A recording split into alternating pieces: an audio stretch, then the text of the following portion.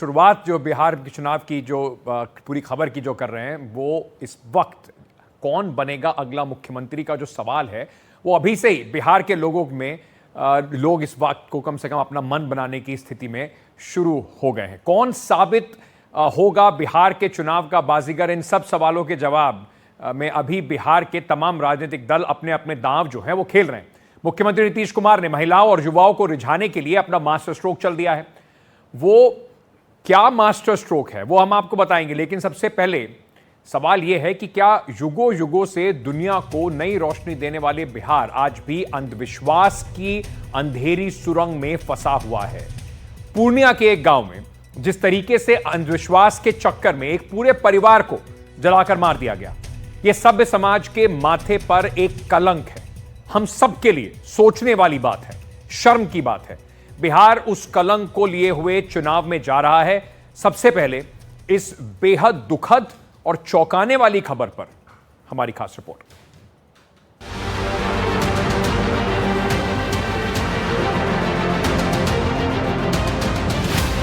इन दो तस्वीरों को देखिए। एक तस्वीर दिखा रही है कि चांद तारे अब इंसान की मुट्ठी में है, अंतरिक्ष में इंसान का बसेरा है। शुभांशु शुक्ला के अंतरिक्ष में जाने पर गर्व करने वाले हमारे समाज को इस दूसरी तस्वीर पर शर्म से गर्दन झुका लेनी चाहिए। ये तस्वीर उस बिहार की है जहां से बुद्ध ने मानव चेतना का ज्ञान 2500 साल पहले ही दुनिया को दे दिया था। लेकिन बिहार आज भी अंधविश्वास के अतल पाताल में डूबा हुआ है। ये तस्वीर पूर्णिया की है।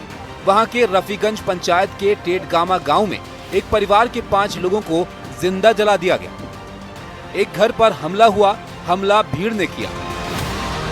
इस हत्या की घटना को 50 से ज्यादा लोगों ने मिलकर अंजाम दिया। पहले 5 लोगों की पिटाई हुई, फिर आग लगाकर उन्हें जिंदा जला दिया गया।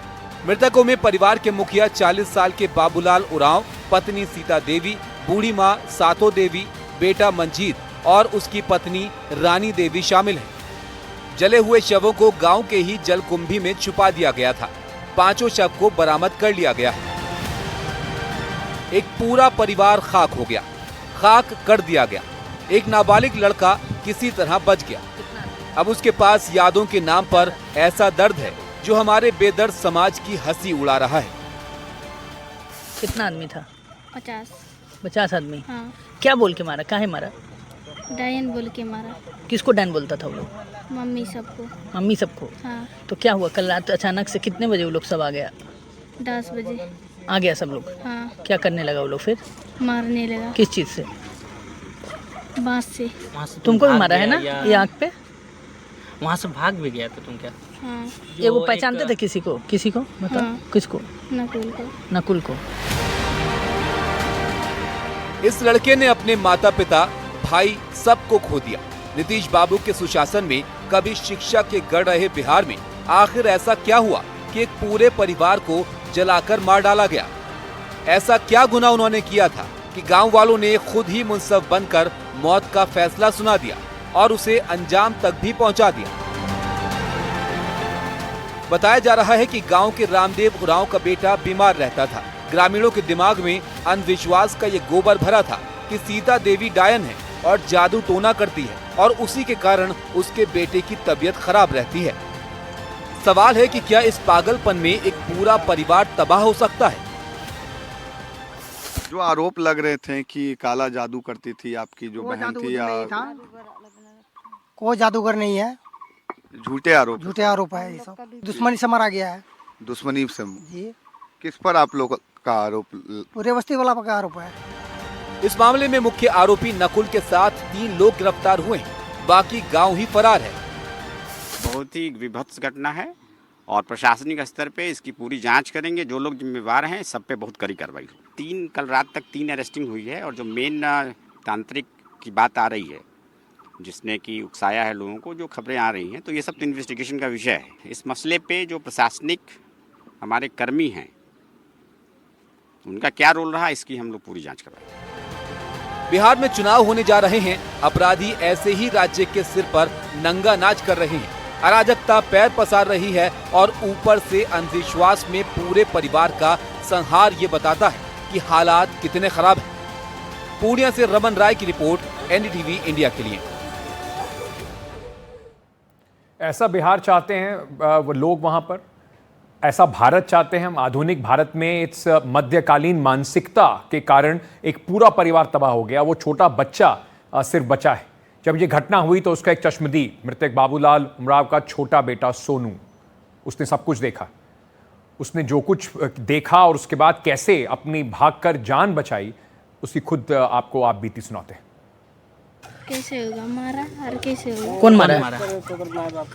आदमी सब मारा। कौन आदमी सब? के वो आदमी गांव था? का मिलकर कितना आदमी था? 50 आदमी। हाँ। क्या बोल के मारा? काहे मारा? डायन बोल के मारा। किसको डैन बोलता था वो लोग? मम्मी सबको। मम्मी सबको? हाँ। तो क्या हुआ कल रात अचानक से? कितने बजे वो लोग सब आ गया? 10 बजे। आ गया सब लोग? हाँ। क्या करने लगा वो लोग फिर? मारने लगा। किस चीज़ से? बांस से। बांस वगैरह से? हाँ। सबको मार। फिर वहाँ पे क्या क्या देखे तुम क्या देखे? कपार उपार फोड़ दिया सबका? हाँ। तुम कैसे बचे फिर? वहाँ से तुमको भी भाग मारा है गया ना या ये आँख पे? वहाँ से भाग भी गया था तुम क्या? हाँ। तुम भाग गए थे?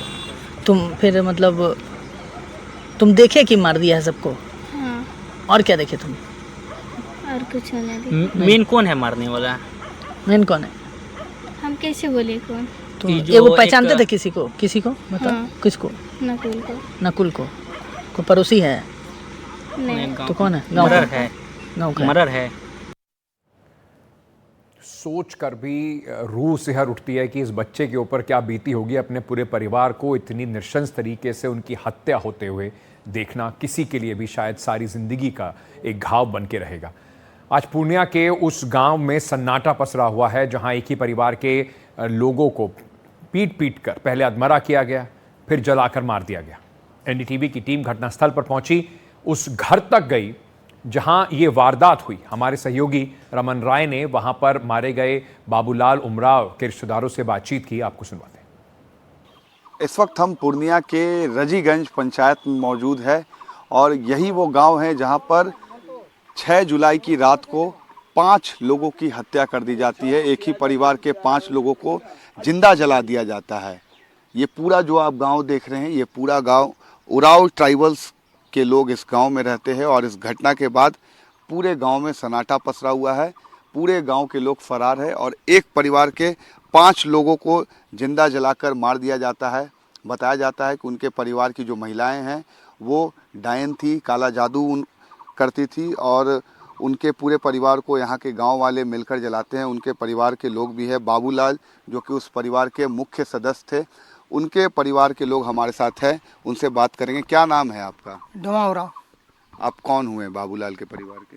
बाबूलाल का हम साला है। कैसे आप लोगों को जानकारी मिली इस कल हम लोग को सर 4 बजे से जानकारी हुआ जी। हम लोग काम धंधा में निकल गए थे सवेरे, हम लोग को मालूम नहीं चला। हम लोग को कल 4 बजे जानकारी हुआ। तो आप लोग को किस पर शक है पूरा, क्योंकि पूरा गांव खाली देखिए है? सर, गांव में देखिए गांव वाला के ही सब कुछ है। इसके बाद हम लोग किसके ऊपर में शक करेंगे? पूरा गांव ही वाला ही होगा। पूरा गांव ने मिलकर मारा है। हाँ, तो पूरा गांव ही वाला मिल के मारा होगा। जो आरोप लग रहे थे कि काला जादू करती थी आपकी जो कोई बहन जादूगर थी, या नहीं था, कोई जादूगर नहीं है, झूठे आरोप? झूठे आरोप है। ये सब दुश्मनी से मारा गया है दुश्मनी से? जी। किस पर आप लोग का आरोप? पूरे बस्ती वाला का आरोप है पूरे इस गांव के लोग? जी। घर दिखाएंगे कौन सा घर था आपके जो जीजा थे और आपकी बहन जिनकी हत्या कर दी गई है? कौन सा घर है? ये घर है जी, यही घर है। ये देखिए, ये 5-6 परिवार बाबूलाल जो कि उस परिवार के मुख्य सदस्य थे, उनका ये घर है और इसी घर में उनके परिवार के लोग रहते थे। 5 लोग, एक ही परिवार के 5 लोगों को जिंदा जलाकर 6 जुलाई की रात को मार दिया जाता है और उनके शवों को यहाँ जलकुंभी में फेंक दिया जाता है। जिसके बाद एक सदस्य उनके परिवार का, जो उनका लड़का होता है, वो इस पूरे घटना में अपनी जान बचाकर यहाँ से निकलता है और वो कल जब पुलिस के सामने आता है तब इस घटना की जानकारी पुलिस के जरिए लोगों को भी मिलती है और इस वक्त पूरे गांव में सन्नाटा पसरा हुआ है। पप्पू यादव पूर्णिया से सांसद हैं उनके संसदीय क्षेत्र में दिल दहला देने वाली जो घटना हुई पप्पू यादव, इसके बाद सरकार और सिस्टम को इस पर दोष दे रहे हैं, लेकिन उससे ज़्यादा उनकी नज़रें जो बाबावाद है उस और अंधविश्वास जिस तरीके से बढ़ रहा है उस पर उन्होंने तीखा हमला बोला। आप भी सुनिए, मेरे सहयोगी रमन राय से बातचीत करते हुए पप्पू यादव ने इस पूरी घटना पर क्या कहा। पप्पू जी, जिस तरीके से जो घटना हुई कल पूर्णिया में 5 लोगों को जिंदा जला दिया गया, आप यहाँ से सांसद हैं, क्या कहेंगे? ये इतना दुर्भाग्य है, मतलब जादू मंतर, छू जादू मंतर, जादू दिखाना, तो ये जो लोगों को दिग्भ्रमित कर, लोगों को लगता है कि सब कुछ अब जादू से हो जाएगा। मेडिकल साइंस का कोई मतलब नहीं है। एक तो ये सबसे बड़ा प्रॉब्लम है। दूसरा प्रॉब्लम है कि लोगों ने मान लिया है हमारी किस्मत में भाग भगवान और किस्मत से ज़्यादा कुछ दुनिया में हो ही नहीं सकती। ये सबसे ज़्यादा उन्होंने मान लिया है। तीसरी चीज़ जो सबसे बड़ी बात है, हम कहाँ चांद पे चले गए, दुनिया कहाँ जा रही है, हांगकांग कहाँ जा रहा है, जापान कहाँ जा रहा है, भारत अंधविश्वास की ओर बढ़ता जा रहा है। और इसको बढ़ाने में नेताओं की भूमिका, जब नेता बाबा के यहाँ, जोगी के यहाँ, जब नेता लोग जा करके बड़े बड़े जग करवाएंगे और उसकी गणेश परिक्रमा करेंगे, सारे नेता चले गए गंगा स्नान करने, सारे। अरे भैया, मन्ना रंगाए जोगी रंगा लला कपड़ा दाढ़ी। आप हमको एक बात बताइए, क्या बोले थे संत रविदास? मन करे चंगा तक कठौती में गंगा। आप जहाँ पर पानी शुद्धता है, जहाँ आप अच्छे हैं, वहीं गंगा है। लेकिन आपने ऐसी मार्केटिंग की कि पूरे गरीब गुरबा आम आदमी को लगा बाप रे बाप, स्नान कर लो सब पाप डूब जाएगा। सवाल यह है कि जिस तरीके से पटना में घटना होती है तो तमाम बड़े नेता पहुंचते हैं, लेकिन आपके क्षेत्र में हुई अभी तक कोई बड़ा नेता नहीं पहुंचा। कहाँ बड़ा नेता पहुंचा भाई? सीवान में नरसंहार हुआ, कोई गया? सीवान का मामला एनडीटीवी ने उठाया। बक्सर में नरसंहार हुआ, कोई गया? एक ही परिवार के 4 आदमी को मार दिया। सीवान में 7 आदमी को मारा, 4 की मौत हो गई। दानापुर में मर्डर हुआ, कल भाई और बहन की हत्या पति वहां नालंदा में हो गया। कल एक प्रिंसिपल को मार दिया पटना में, कोई गया? कोई एक आदमी? उधर किसी की ध्यान है? क्यों आएंगे यहाँ? यहाँ क्यों आएंगे? वोट बैंक रहेगा नहीं भाई। जिस तरीके से डायन कह के इसके पीछे जाना पड़ेगा, ये डायन का मामला नहीं है, ये कलंक लगा है। इस बीच जो खेमका हत्याकांड पटना में जिसने बिल्कुल दहला दिया था लोगों को, और उसके बाद उस पर जबरदस्त राजनीति भी जारी है। जंगल राज का, नए जंगल राज का टैग नीतीश सरकार को जो विपक्ष है वो लगा रहा है, उस पर एक अपडेट आया है। बड़ी ब्रेकिंग न्यूज इस वक्त आ रही है। गोपाल खेमका मर्डर केस में सूत्रों के हवाले से बड़ा खुलासा हो रहा है कि अशोक साव और खेमका के बीच में नोकझोंक हुई थी। नोकझोंक अशोक साव ने खेमका पर बंदूक तान दी थी, ऐसा सूत्रों ने बताया है। बांकीपुर क्लब चुनाव के दौरान ये जो झड़प थी दोनों के बीच में हुई। खेमका मर्डर केस में अशोक साव को मास्टरमाइंड के तौर पर अब देखा जा रहा है। तो अब सवाल यह बना हुआ है कि क्या सिर्फ किसी मामले में नोकझोंक के आधार पर कोई व्यक्ति दूसरे व्यक्ति का मर्डर करा सकता है? क्या किसी की जान लेना आज पटना में इतना आसान हो गया है? डर जो है वो अपराधियों का बिल्कुल खत्म हो गया है पुलिस को देखकर। अशोक साव की तरफ शक की सुई तब की गई जब जांच पड़ताल तेज हो रही है। अशोक साव लोहा कारोबारी हैं जिसको पुलिस ने अब गिरफ्तार कर लिया है। अशोक साव पर हत्या की साजिश रचने की आशंका और आपसी रंजिश की वजह से हत्या करवाने की आशंका जताई जा रही है। साजिशकर्ता के तौर पर अशोक साव की भूमिका की जांच की जा रही है। शूटर उमेश कुमार से फिलहाल पूछताछ पुलिस कर रही है। पटना एसएसपी ने एनडीटीवी से कहा सभी किरदार सामने आ चुके हैं। उन्होंने ये भी बताया कि सभी किरदारों की जो भूमिका है उसकी जांच की जा रही है। इस मामले में पुलिस का एक्शन तेज हो गया है। आरोपियों की धरपकड़ तेज हो रही है। हत्याकांड के सारे तार जो हैं वो इस वक्त पुलिस जोड़कर पूरा एक इस पहेली को सुलझाने की कोशिश कर रही है। इस मामले में एक आरोपी विकास का एनकाउंटर भी हुआ है। ये जो आज जो तस्वीरें जो हम आपको दिखा रहे हैं तो कुछ देर पहले जो पटना के बाहर जो बताया जा रहा था विकास, जो शूटर है उमेश उसके साथ था। पटना के मलसराली इलाके में शूटर उमेश को पकड़ा गया था। हत्या के वक्त विकास भी उमेश के साथ मौजूद था। हत्या के लिए आरोपी विकास ने हथियार उपलब्ध कराए थे, ऐसा एसआईटी का कहना है। शूटर उमेश से एसआईटी और एसटीएफ की पूछताछ जो है वो चल रही है। जहां शूटर उमेश पकड़ा गया है वहीं विकास का एनकाउंटर हुआ है।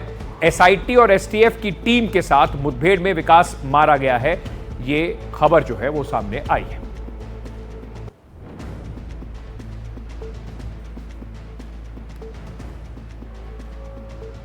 तो एक तरफ ये पूरी जो घटना है उसको लेकर अभी भी सनसनी पटना में बनी हुई है और कहीं ना कहीं लोगों का आरोप है कि ये सब करके सरकार अभी दिखाने की कोशिश कर रही है कि देखिए कानून व्यवस्था पर पुलिस जो है वो तत्पर है। पर बिहार चुनाव से पहले एक के बाद एक आपराधिक वारदातें अब राजनीतिक मुद्दा बन गई। एक दौर में बिहार में जंगल राज की याद दिलाने वाले नीतीश कुमार अब खुद ही इस सवाल पर घिरे हुए हैं। तेजस्वी यादव सवाल पूछ रहे हैं, लेकिन अब बीजेपी नीतीश के बचाव में उतर आई है। पार्टी के बड़े नेता और केंद्रीय मंत्री गिरिराज सिंह ने दावा किया है कि बिहार में सरकार को बदनाम करने की साजिश चल रही है और एक गैंग की मार्फत अपराध का जो आतंक है वो फैलाया जा रहा है। मतलब गिरिराज सिंह ये कहते नजर आ रहे हैं कि ये सब सिर्फ चुनाव के लिए ऑपोजिशन करा रहा है।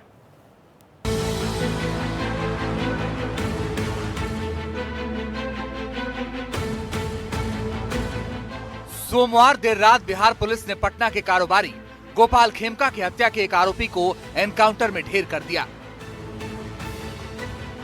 उसके पहले बेऊर जेल की छापेमारी से मिली लीड के बाद पुलिस ने पटना के उदयगिरी अपार्टमेंट के फ्लैट नंबर 601 में छापा मारकर अशोक साव समेत 2 आरोपियों को गिरफ्तार किया। पुलिस का दावा है कि उसने मामला सुलझा लिया है। शायद इस कामयाबी का भी नतीजा है कि बीजेपी और जेडीयू अब दावा कर रही है कि नीतीश सरकार अपराधियों को संरक्षण नहीं देती बल्कि उनको ठिकाने लगाती है। ये बिहार में कम से कम जो लोग कह रहे थे कि ये जंगल राज है, यहाँ तो कार्रवाई भी हो रही है। लालू जी के राज में क्या हो रहा है? जो कह रहे थे तेजस्वी यादव उछल उछल करके सीएम हाउस में बैठ करके अपराधियों की पंचायती होती थी। कोई घटना घटती है तो मुख्यमंत्री एक्ट करता है कि मुख्यमंत्री उस पर बयान देता है? अरे मुख्यमंत्री एक्ट करते हैं और एक्ट का परिणाम दिख रहा है।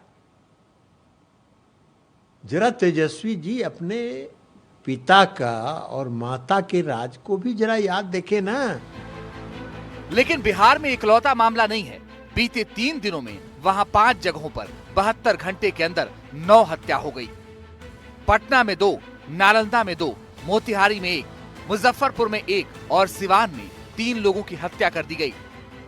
लेकिन अब इन सबको केंद्रीय मंत्री गिरिराज सिंह एक साजिश के तौर पर देख रहे हैं।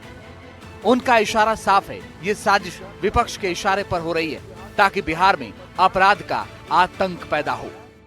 एक गैंग के थ्रू, राजनीतिक गैंग के थ्रू ये सोची समझी बिहार के कई कोनों में इस ढंग का उपद्रव करके बिहार सरकार को बदनाम करने की कोशिश कर रहे हैं।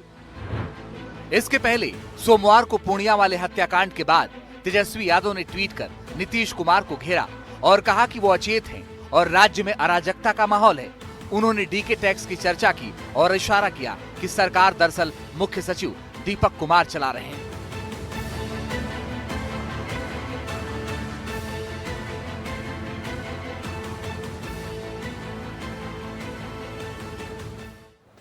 चुनाव से पहले कानून व्यवस्था मुद्दा तो बना हुआ है, लेकिन क्या सरकार का और पुलिस का बिहार के अंदर इसके ऊपर पूरा ध्यान है? ये एक बड़ा सवाल है। विपक्ष ने बिहार में कानून व्यवस्था को एक बड़ा चुनावी मुद्दा बना दिया। विपक्ष को लगता है कि इसके दम पर नीतीश कुमार को, जो उनका करीब 20 साल का शासन रहा है, घेरने में सफलता मिलेगी। लेकिन विपक्ष के इस नहले पर नीतीश कुमार के बिहार की महिलाओं के लिए आरक्षण का दहला चला है।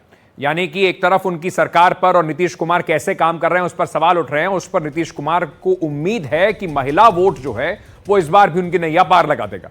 तो क्या नीतीश कुमार ने किया है? बिहार की मूल महिला निवासियों को आरक्षण देने की उन्होंने बात कही है।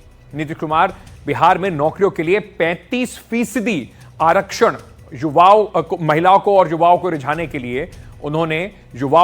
के लिए एक युवा आयोग का गठन भी किया है। दिव्यांगों को प्रतियोगिता परीक्षा में मदद का ऐलान किया गया है। बीपीएससी प्री पास करने वालों को 50,000 और यूपीएससी प्री पास करने वालों को 1 लाख रुपए की सहायता की बात कर रहे हैं। किसानों के लिए डीजल अनुदान योजना को मंजूरी दी गई है। 43 एजेंडों पर कैबिनेट ने मोहर लगाई है, यानी कि चुनाव से पहले ये जो मुफ्त का पिटारा हमेशा हर राज्य में खुलता है, वो बिहार में भी खुलता नजर आ रहा है। महिलाओं की बेहतरी का सवाल कई बार चुनाव में मास्टर स्ट्रोक साबित हुआ है। 2005 में बिहार का मुख्यमंत्री बनने के बाद नीतीश कुमार ने महिला सशक्तिकरण पर ज्यादा जोर दिया है। जो उनका शराबबंदी वाला एक दांव था, वो उससे महिलाओं का जबरदस्त समर्थन नीतीश कुमार को मिला है। उसके बिहार में महिलाओं के वोट देने के पैटर्न में जबरदस्त बदलाव भी आया है। महिलाएं पुरुषों की तुलना में ज्यादा वोट देने लगी हैं। ये बात चुनाव आयोग के जो आंकड़े हैं उससे समझ में आती है।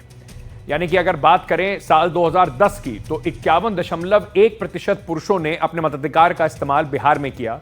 वहीं 54.5% महिलाओं ने, यानी कि पुरुषों से करीब 3.5% ज्यादा जो वोटिंग है वो महिलाओं ने की। 2015 के चुनाव में भी 53.3% पुरुषों ने जो अपने मताधिकार का इस्तेमाल किया। महिलाओं ने 60.5%, यानी करीब 7% महिलाओं ने पुरुषों से ज्यादा वोटिंग की।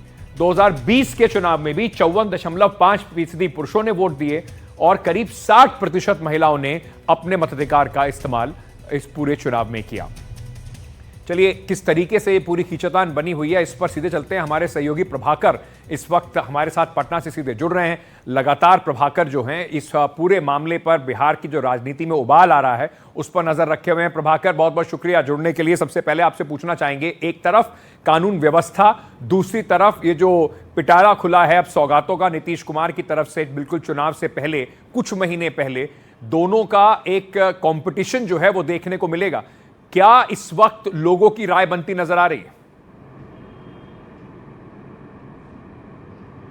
देखिए, पहले बात करें अगर हम जो लॉ एंड ऑर्डर की बात करें, तो उस मामले में ये जो सरकार है वो बैकफुट पर दिख रही है। चाहे आप पूर्णिया की जो घटना हुई है उसकी बात करें, जिसको हमने विस्तार से अपने दर्शकों को दिखाया, या फिर हम बात करें गोपाल खेमका मर्डर केस की, जिसने काफ़ी बवाल मचा कर रखा था। हालांकि उस मामले में काफ़ी सफलता मिली है सरकार को, बिहार पुलिस को, पटना पुलिस को, लेकिन उसके बावजूद भी जिस तरीके से पूरे मामले में सरकार कमज़ोर दिखी, पटना के एक पॉश इलाके में एक बड़े व्यवसायी की हत्या हो जाती है, और साथ ही अब बाकी ज़िलों में भी जो अपराध की घटनाएँ हो रही हैं वो लगातार बढ़ती जा रही हैं।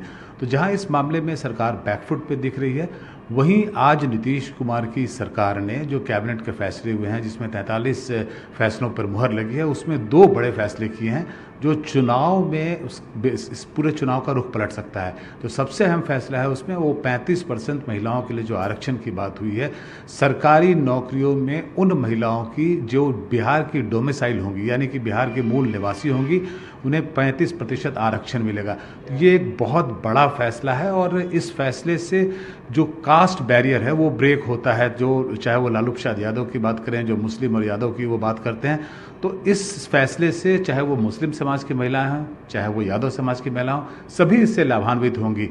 तो कुल मिला के जो महिला वोटर है, जिसे आप आसानी से एक 50% वोट चंक मान सकते हैं, वो प्रभावित होती है सीधे तौर पर, और एक बहुत बड़ा ट्रम्प कार्ड आप इसे मान सकते हैं, और इसका असर चुनाव में पड़ना ही पड़ना है। यही कारण है कि चुनाव से ठीक पहले नीतीश सरकार ने यह फैसला लिया है।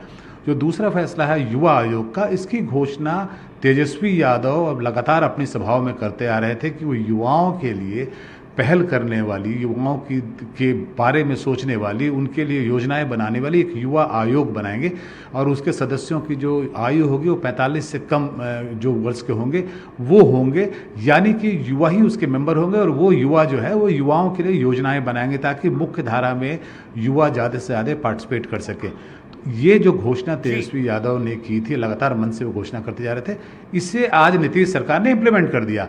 तो उनके हाथ से वो भी एक पत्ता जो था उसे खींच लिया। तो ये 2 जो घोषणाएं हैं, इसका असर चुनाव पे पड़ना चाहिए और पड़ेगा जरूर से। चलिए देखते हैं कि कितना इसका असर पड़ता है और किस तरीके से लोग इस बार बिहार में वोट डालते हैं। इस वक्त ज़्यादा रह नहीं गया है, इसी वजह से सरकार पूरी कोशिश में है कि लोगों को रिझाने के लिए कम से कम जो 5 साल में नहीं हो पाया वो आखिरी के कुछ वक्त में जरूर कर दिया जाए। प्रभाकर, बहुत बहुत शुक्रिया हमारे साथ जुड़ने के लिए। जैसे एक तरफ मुख्यमंत्री नीतीश कुमार ने इस बड़ी बड़ी घोषणाएं की हैं, वहीं रेल मंत्रालय भी क्योंकि बीजेपी साथ में है नीतीश कुमार के, अपनी ताकत लगा रहा है कम से कम बिहार के लोगों को रिझाने के लिए। जबरदस्त आज रेल मंत्री अश्विनी वैष्णव ने बिहार के लिए 5 ट्रेनों का ऐलान कर दिया। क्या ये कौन कौन सी ट्रेनें हैं जरा बताते हैं। पटना से दिल्ली के लिए रोजाना अमृत भारत एक्सप्रेस की घोषणा कर दी गई है।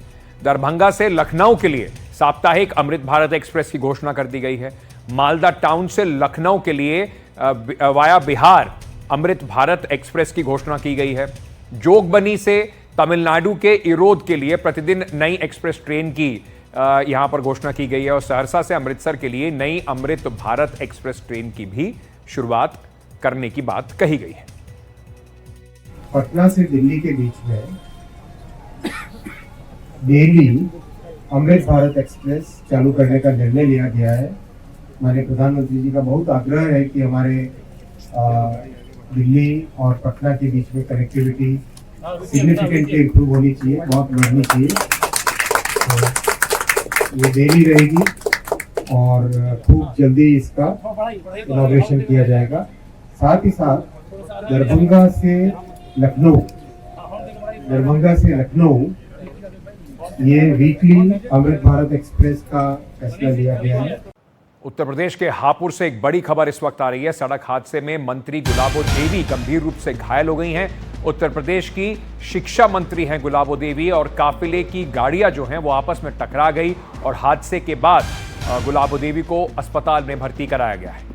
दिल्ली से बिजनौर जा रहा था उनका काफिला, जब तेज गति से जाते हुए इस काफिले में अचानक एक गाड़ी ने ब्रेक लगाया और उसके बाद गाड़ियां आपस में टकरा गई, जिसमें गुलाबो देवी गंभीर रूप से घायल बताई जा रही हैं।